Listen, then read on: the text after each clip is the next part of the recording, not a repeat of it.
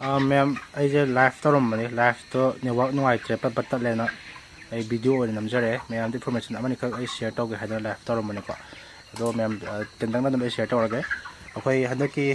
हुजि हुजि अखोई मणिपुर जे अखोई इरांग नमरम ओइरगा अखोई अवाना तारिंग हाइ सिगी मरक्सिदा अमु अखोई lam khoi jase hai ani makta khoi ifa dimapur lambi amasung ifa jiri lambi ani sida khoi paksan na landslide thokpadagi sai khoi kilo tawre gari chapa yadabdagi sai khoi petrol kya amati essential items nam phangdre adi khoi ye loba singi su khoi ye machinjak se phangdadana bamti kamthina wara ta ko nami kun manga hena hojik hariba lambi je thingjala leibdagi phangna yadabdagi issue mem thengna ra ta ko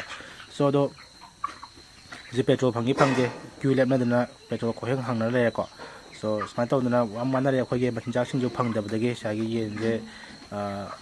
panic ओना sales तौथोरपगी अकीबा लेबदगे लगे आइना video अमा सेमजाबने reels को सो reels तुदा मैमना share तौबिरागा सागी reels तुगी video तो मैमना awareness होरागा खोई panic cell तौहोदमना मरम ओरागा ngasi खोई केदोरे पैनिक सेल तौथोगी तारागदी सागी येन नमंदो डाउन चकिदुना तारेको पैनिक सेल तौदबिदा सागे मचिनजा खानगी लेबा स्टॉक सिंगदो फंगनबो कोइति थिबिरागा लेयर मचिनजा ओगेरा पिजा बिउसने हाइजको सो स्मार्ट तो मैम जे कोइति थिनरागा लेयर मचिनजा कदो बोर्डर पिजरागा सो स्माइना तौबदगी होजि खोइ येन रेट कितंग अब लाख होरे को सो मार्केट फियम कितंग फगलक होरे सो स्माइट तौदना दम आइगी थाजाबदा दम अखोगी तब तना फगलानी दुगा होजि लंबी जु सेम लो संग्रामिना लंबी जु क्लियर ओगरे को नेशनल हाईवे नमा तपलम मदो होजि लंबी सेम क्लियर ओग संग्रे अदो गाड़ी थाबा होबगी मोंग ले ngasi mak adum गाड़ी थाबा होनरे को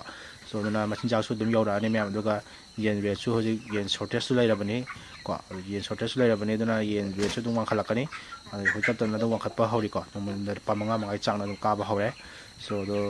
दम फार्मर सिंग दा जो आइना बेस्ट विशेष पिजरी नौ सिंग ना पैनिक सेल तौबिदबा दुगा any update Manipur poultry farm दा चैनल अखोगी पेज से खंगबियु को पोल्ट्री फार्मिंग की मतंग दा दुगा चिनाव सिंगना पोल्ट्री फार्मिंग की रिलेटेड ओइबा अखोगी टॉपिक सिंग कई मतंग डिस्कस तौसिगे हाइनिंग मलेगा सो मैम कमेंट तौबिरो दो ngasi go ina di ai live tawjara mada live to yadablegi oina video record ro thagajara ko duga चिनाव सिंगना पोल्ट्री फार्मिंग की ट्रेनिंग गुंबा इंटरेस्ट ले यारगसु कोई अदम कोई वीकली हफ्ता मदा सैटरडे संडे मंडे सिदा कोई टाइमिंग में यंगा कोई ट्रेनिंग सिंजरी सो चिनाव सिंगना ट्रेनिंग सी सुम यावबियो दुगा येलोबगी साइंटिफिक स्किल एंड नॉलेज तौरगा माइ पाकना येलोबा लोबिदुना साइ येन सी हंदना ना हंदना मचिनजा हिंजंदना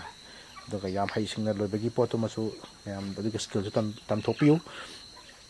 फॉर मैम अदो येन पेनिक सेल तो गुमसी आईसीगी येन जे ma'am ngasi ga 36 days ni ko but laibak thi buje ke na ka si yen je finisher cha phangdri ba yen hata do mai finisher cha phangdra dum yon dro kem tawre ko mamang da di ai dum ai 37 days 38 39 days adu yen je je yon mane but handa ke di ai yola ro yen ret kitang ab lak pa manam na ai dum tham gini aduga dum ai 45 yodra ma so dum ai 43 42 sa dum ai sales na ba plan tawi so now sing jo ada dum sales so do 45 yen days hele ba sing di yen tham biganu अदुदी मैं न rate वांगाकिनी हाइदना rate वांगाकिनी हाइदना थम तारागदी साइ न येन मचिनजाक तुन हेना सासलगा नंगोंदा कानाबा केम फंगवेदना मतम चाबा येन अमना ख्वादगी profitable ओइना खले योंबि याबा मतम से होय 37 to 42 days की मतम दि योन मसिना खोय ख्वादे प्रॉफिटेबल ओइको होय थेंगदरा बदा खोय दम 45 days योनलो ख्वाइ थेंगदरा बदा 49 days को सिगी हेना थेंगदा बिदरा मैम तोबियो सो द मैम सिगी इंफॉर्मेशन खरचे शेयर तौजरागा ma'am masigi video dosin lagi duga chinaw singna video se kanai oduga kai feedback pining male ga su adum